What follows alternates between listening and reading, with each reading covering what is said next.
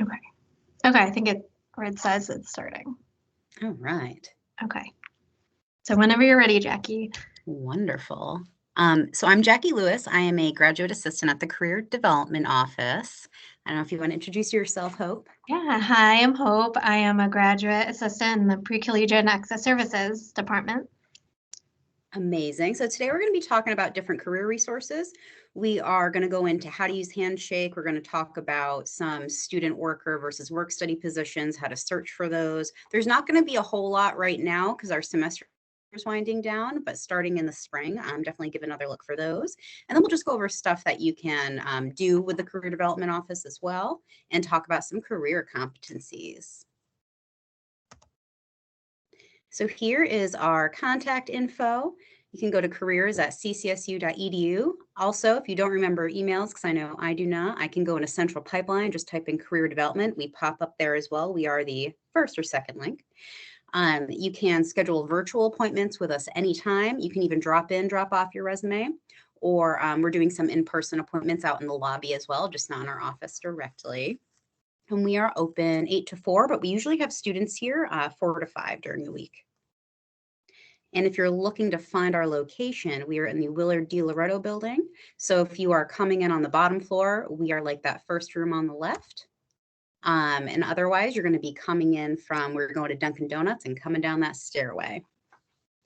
So I guess I wanted to start off with just kind of a career development plan. So everyone might be in somewhat of a different place on this development plan.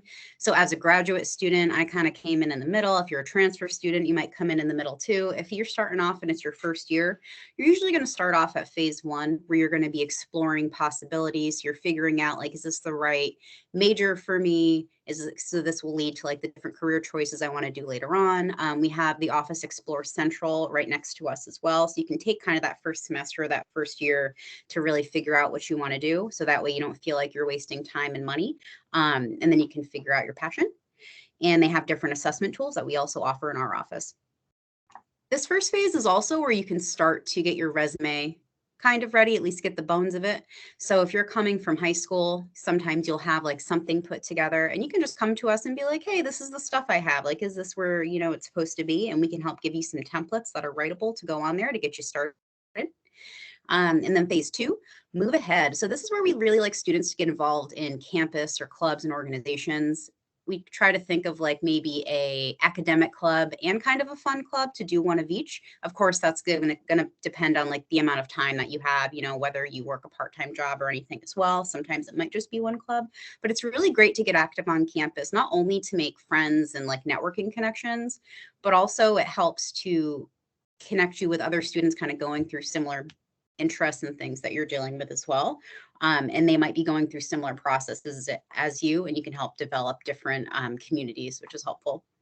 This is also a time where you might be doing a part-time job or volunteer or an earlier on internship role, maybe in the summer.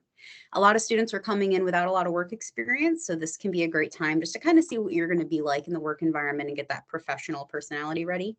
And usually that summer after sophomore or that summer after junior year, we really want to focus on students getting that internship opportunity, because that's that huge connection that's going to help you get that job after graduation, because you're getting that hands-on experience. I know me as an introverted person, it's helpful for me to do internships because I can really show my skill set when I'm working one-on-one or people are getting to know me over a period of time, versus, as great as they are, networking events are awesome too, like our career fairs, but sometimes it's another great way to make connections where you don't even realize you're networking when you're doing it. And then people can speak to how you are in the workforce and connect you to that job after graduation. So during that phase 3, we really want to focus on that. We want to focus on updating your resume with all the cool stuff you've been doing with clubs and organizations, volunteering.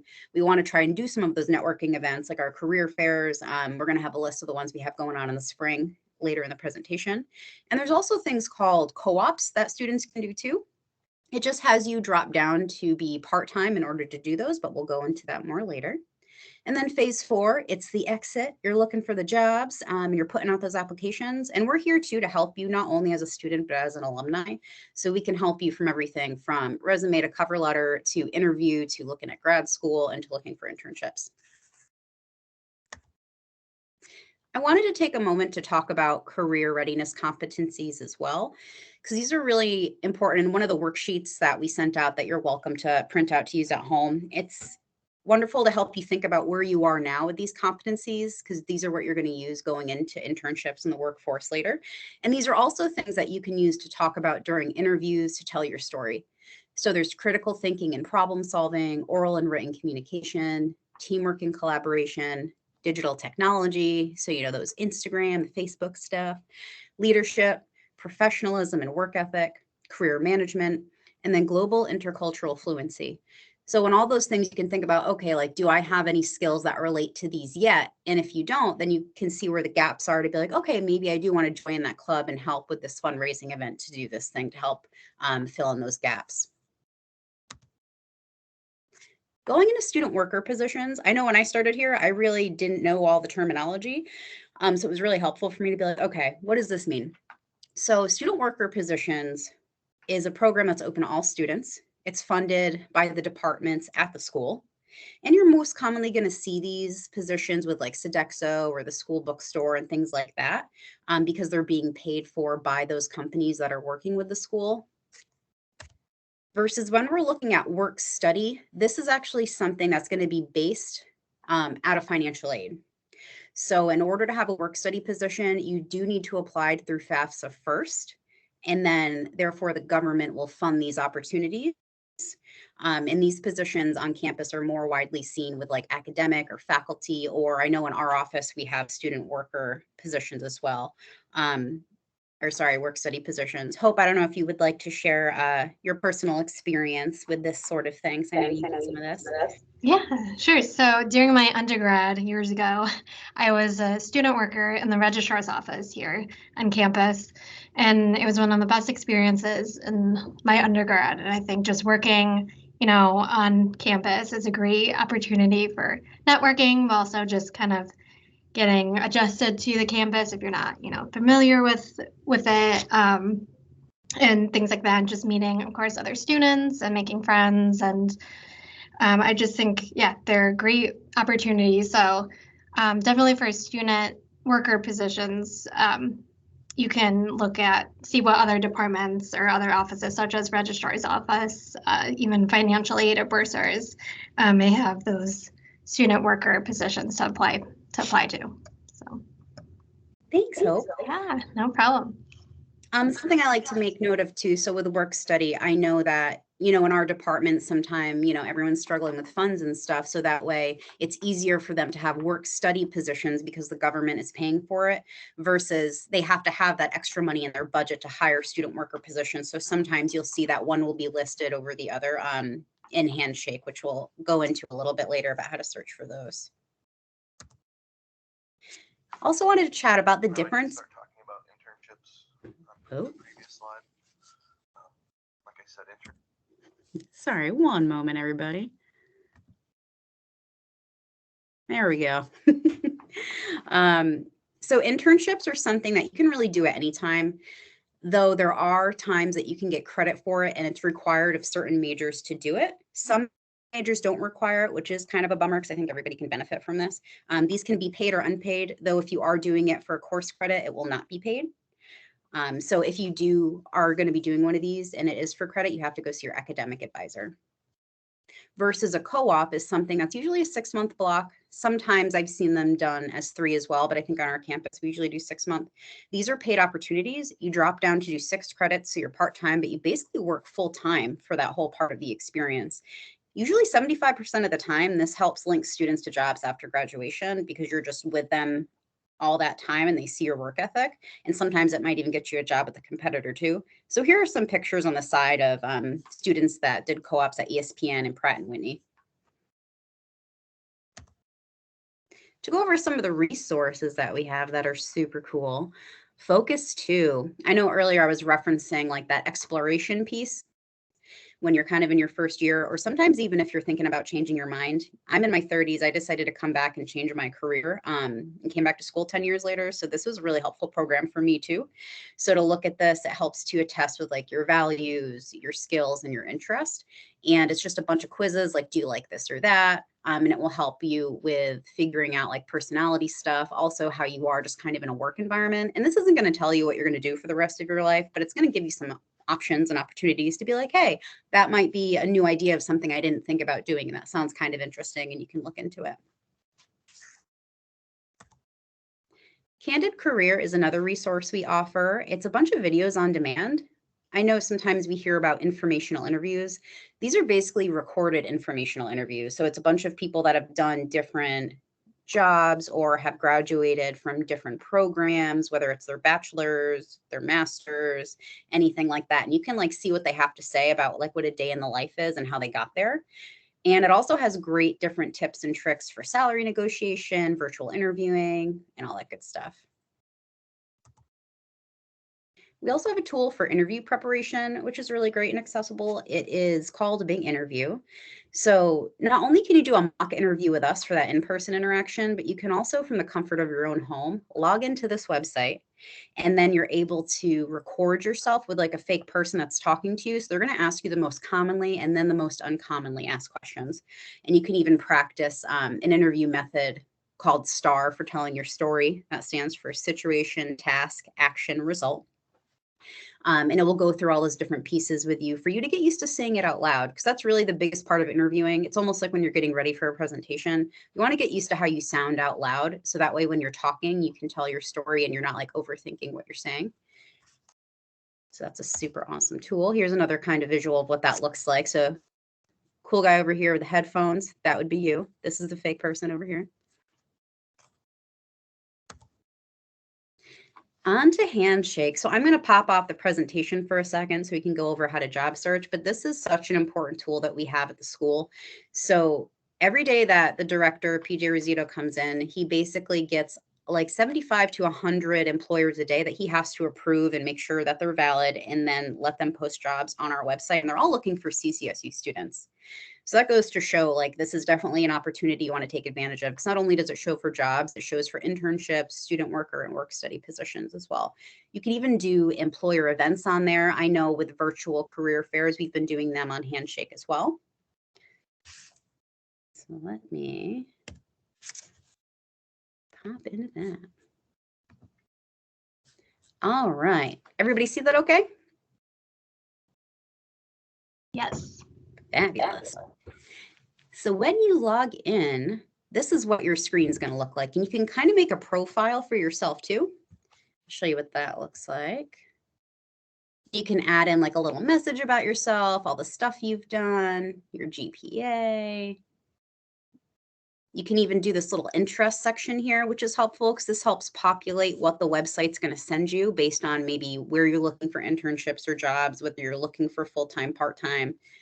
And different positions that you kind of think are interesting that maybe you'd like to do. And even if you have any projects that you'd want to add, you can add your resume on here. I add flyers and stuff that I've done. You can even add stuff down here. So that part's pretty cool. And then employers sometimes even send you messages. And if you're doing like events or our virtual career fairs, you would do it through this screen. But let's get to the real meat and potatoes. We're looking for jobs. So you want to make sure to fill out all these little things here.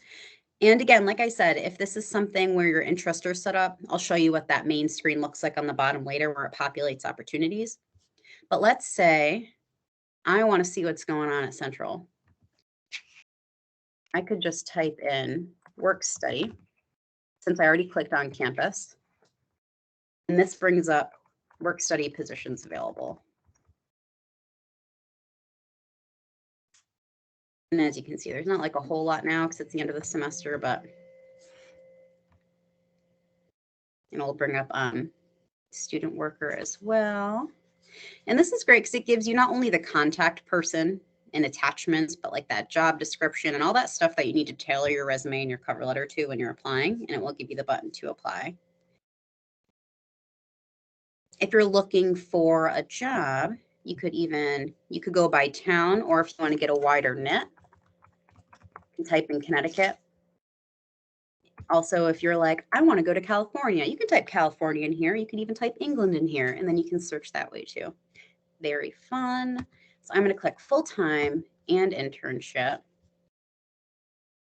And then over here is where, as I just did work study before, you can type in something specific. Let's say you are super interested in media. And this will bring up everything in Connecticut that is related to media. Then you can go through and click all these little things. Anybody have any questions about Handshake or anything they want to ask?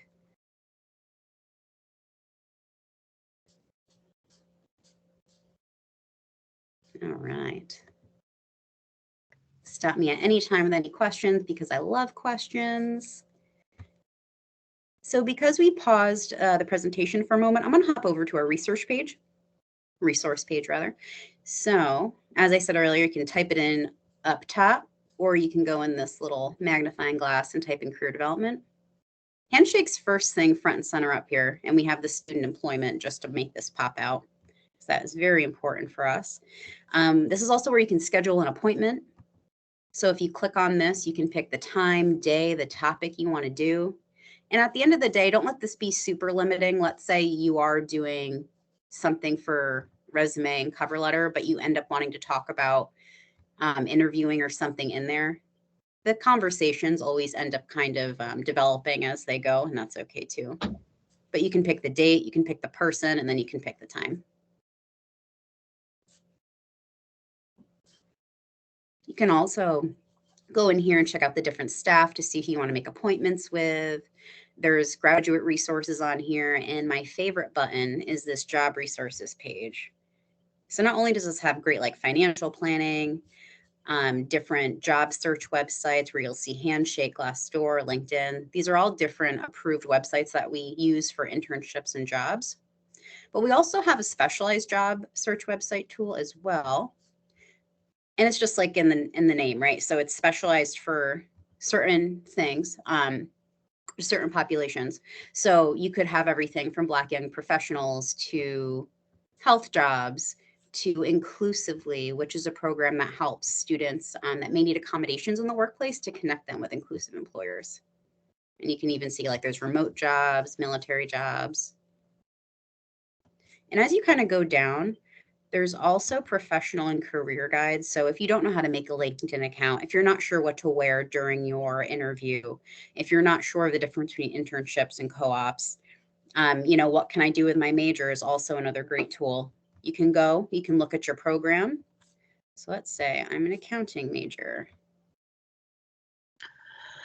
You can see all these different related occupations in here of stuff you can do, all these associations of places you can join to network, different employment opportunities. So these are all super useful.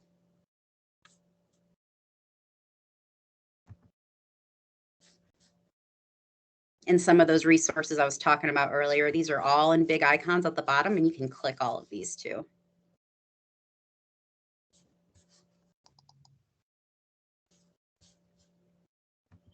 Back to your scheduled program. All right. So these are just our career fairs for next semester. As of now, they are virtual. We're still hoping that's going to change, but we do have how-to guides and links that we can send to people to show them how to log in there, or they can work with us as well or email us with questions. But those are still great because you can book either 10 minutes with employers, which can be personal little appointments, or you can do 30-minute small group appointments and just ask questions with a group of students. So for resume critiques, I mentioned this earlier, but you can drop them off physically if you'd like. You can even email them to our main website, or you can email them to one of us directly in the office. And then we'll usually get it back to you in 24 to 48 business hours. And keep in mind that resumes are always a work in progress because we're always doing fun new things. So anytime you do something, just try to write it down somewhere. Sometimes I think the more time that passes, we forget the times and cities and states of the places that we were at things. So that way we can kind of keep track. Okay, trivia question. You're going to monitor the chat for this one. Get ready. How long do employers look at resumes? Any guesses? 24.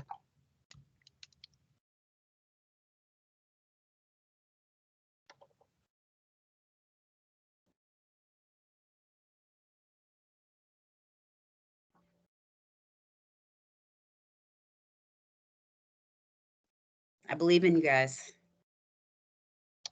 Give me anything.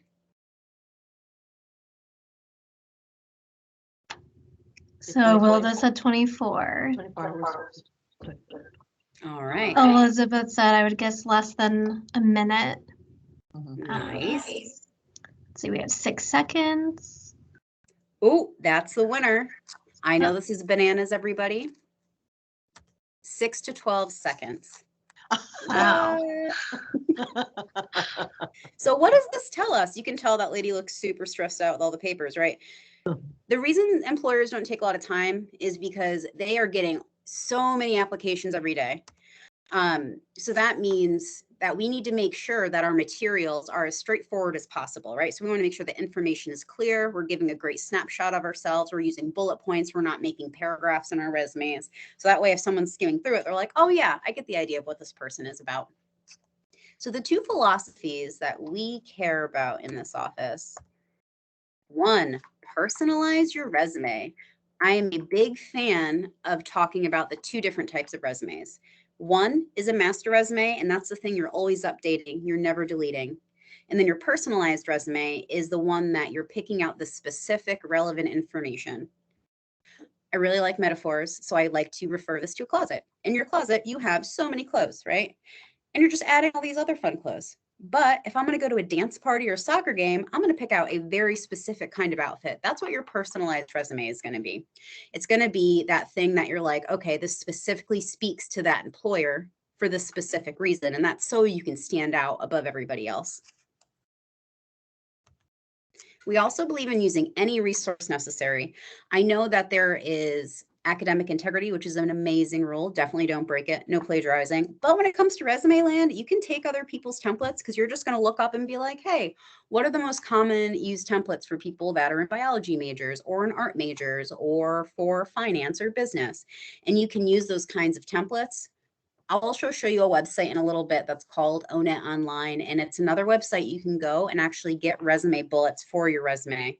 The biggest thing that you want to do is just make sure this experience is true. You don't want to lie, but you can take wording that is still relevant to explain the things that you've done.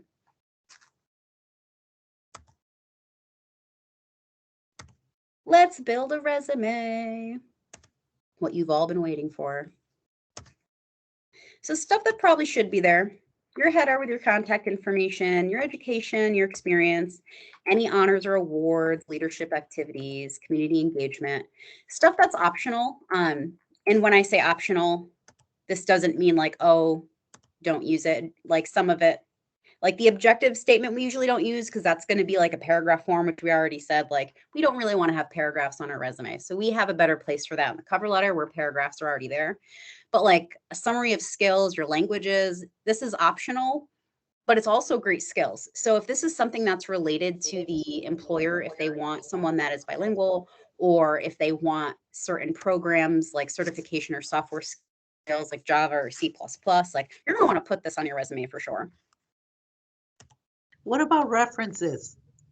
Oh, great question. So we'll be able to show a little bit later what a reference page would look like, but that is something you never want to put on your resume. So that is something where we want to think of everything like a packet where it has the same header, but references you're going to give only when the employer asks. So the only two documents you're handing in is going to be the cover letter and the resume itself.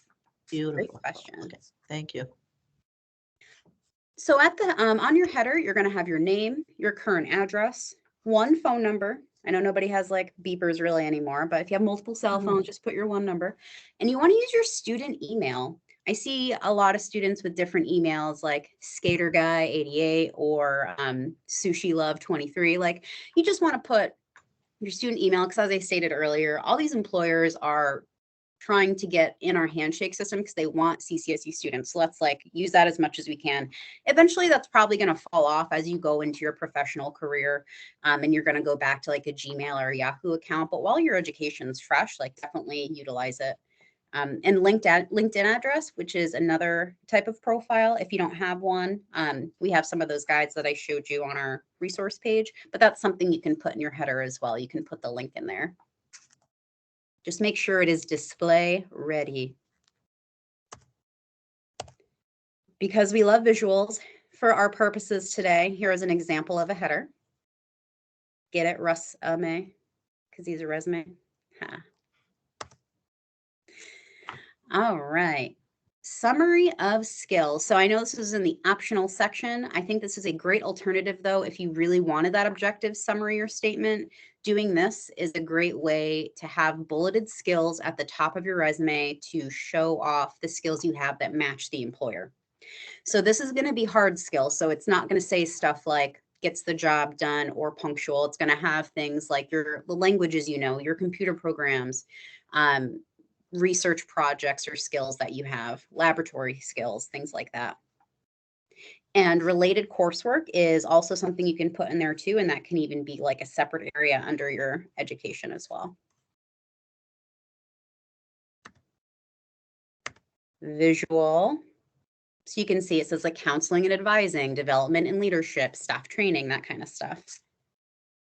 And try to think of it too. If you open a book, you're going to see all the chapters. This is almost like the chapter of your story. So then once we get into the experience section, it's almost like you're going to elaborate on some of the skills that you're saying up here that you have. So into education, you want to do reverse chronological order for your resume. So that just means put your newest stuff first and then the oldest stuff last. And that counts with education as well. So let's say you graduated from Three Rivers Community College in Norwich, Connecticut. That would go underneath your CCSU degree that you're working on now. High school diploma is usually something that's going to fall off after your sophomore year. Again, there is always in resume land a time where you might not delete it, you might keep it. Let's say you're interviewing with somebody that they went to your high school. That's a great networking and talking point. You're probably going to leave it on. I've also had students that are like a dance education major where they went to a specialized dance high school. So in that case, it was great for them to keep it on as well. GPA is also something you can put on your resume. If it's under a 3.0, we recommend not putting it on. If it's between a 3.0 and a 3.2, that's a gray area and like a game time decision. But anything higher than that, definitely throw it on there. So it would be like 3.5/4, just to show what it's out of. And where we have Dean's List listed here, the two awards that we usually recommend students don't put on the resume unless you've gotten it every single semester is Dean's List and President's List. And that's just because sometimes if you don't get it every semester, then it almost points out the semesters you didn't get it. And worst case scenario too, you got your GPA already there. So that's going to be able to speak for you and how good your grades were.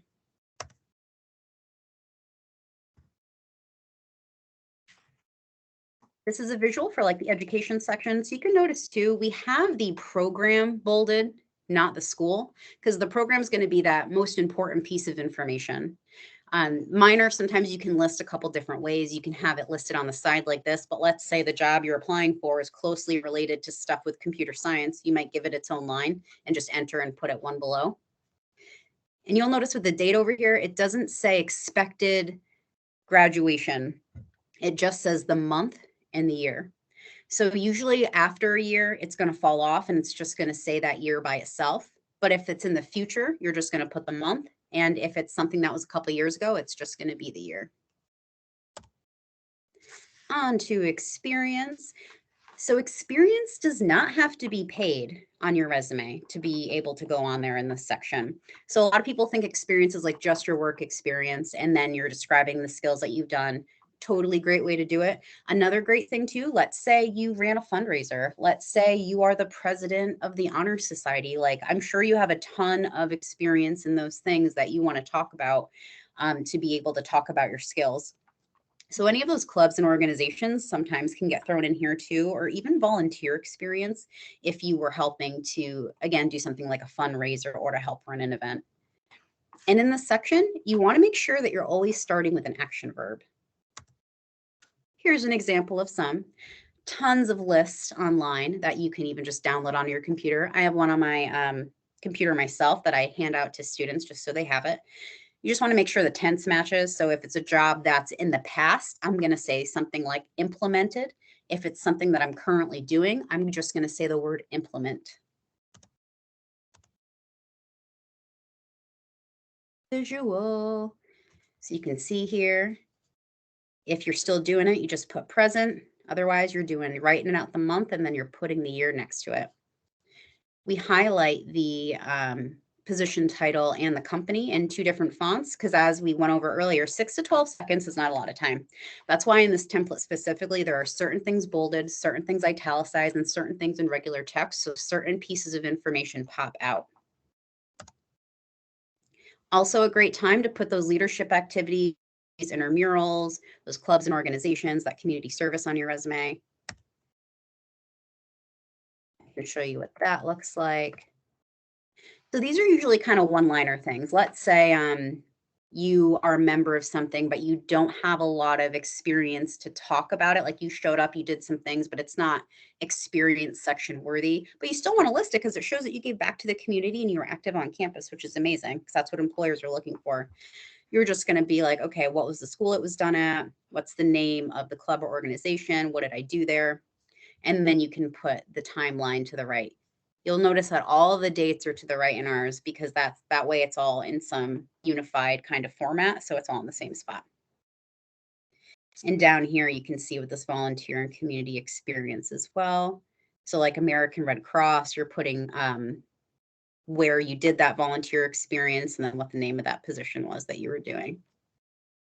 These can sometimes be interchangeable with things like certifications as well. Really anything that's going to be able to talk you up and make you look super shiny to the employer, you're going to make headers that are based on what you've done in your own experience and make it for you.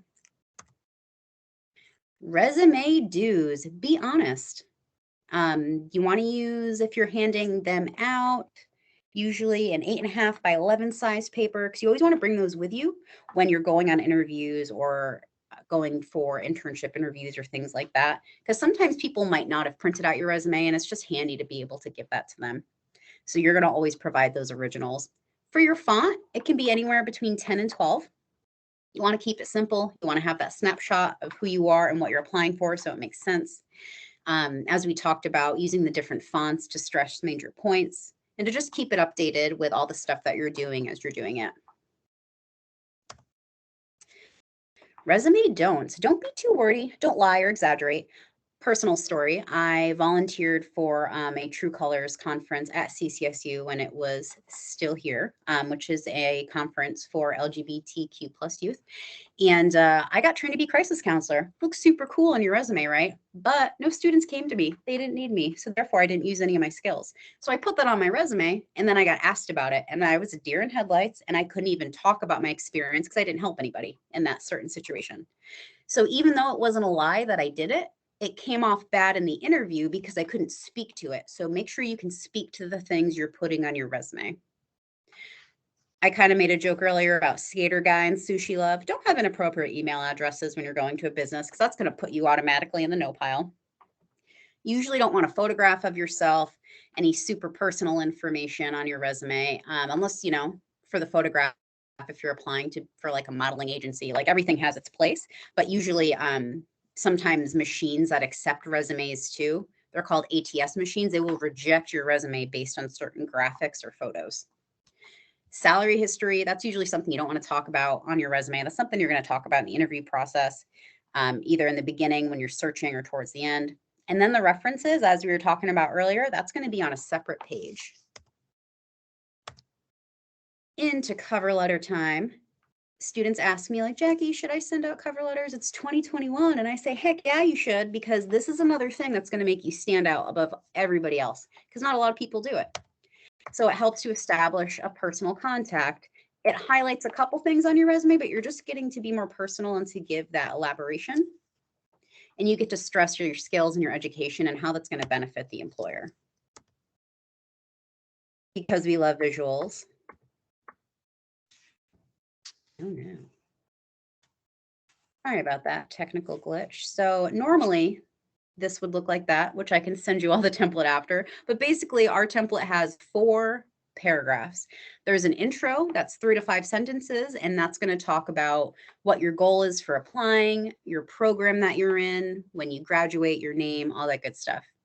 Your second paragraph is going to be 5 to 7 sentences. We like to call it why I'm perfect.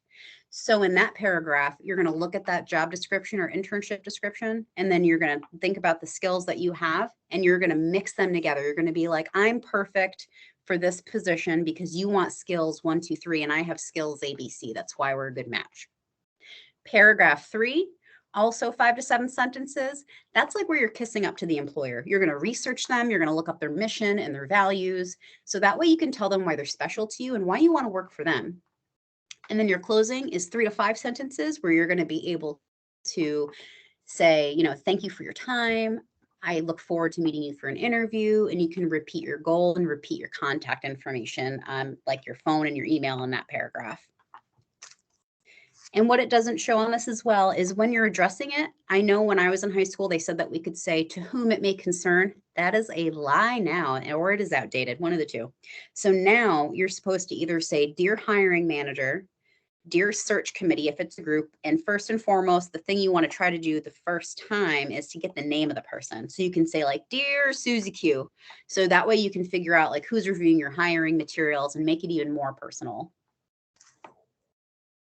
Another thing too, with your references, your cover letter, and your resume, as I stated before, these are like a packet, so they all want to have the same header.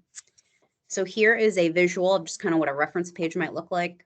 Most employers ask for 2 to 3. We recommend maybe having 6 on standby, just as so you can switch it up if needed. Maybe get a couple professors, get a couple supervisors, and then a couple people that have worked alongside you, so you can have references that can speak about how you are at work or in academia in a few different ways. Wrapping up, we talked about career competencies, student worker versus work study, how to use handshake, our philosophies, reverse chronological order, and why the cover letter is important, and your reference page. Last but not least, carry out that job search plan or that internship search plan, because you might think that you have something in the bag and then someone else might come and they might end up getting something over you. So just never, until you sign a contract or you get that official, like, yes, we're doing this, like always keep your options open and keep putting yourself out there. This is a repeat of our contact information. I can throw my email in the chat as well. This is where you can send your resume, the careers at CCSU. Oh, there we go. Or if you have any questions, and then that will get divvied out amongst our staff. And this is our room location and all that good stuff. So before I go into questions, I did want to make sure to show you the ONET online because that's super handy.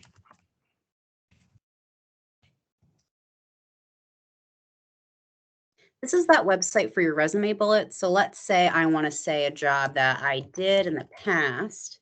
I'm going to type it in the search bar, and then it's going to give me a bunch of jobs that are related to cashiers. So you click whichever one speaks to you the most. And then not only is this going to give you anything from like salaries in the area to technology skills to tasks, in this task section, this is where you can do this little plus sign. You can copy and paste all these sentences and put them in your resume.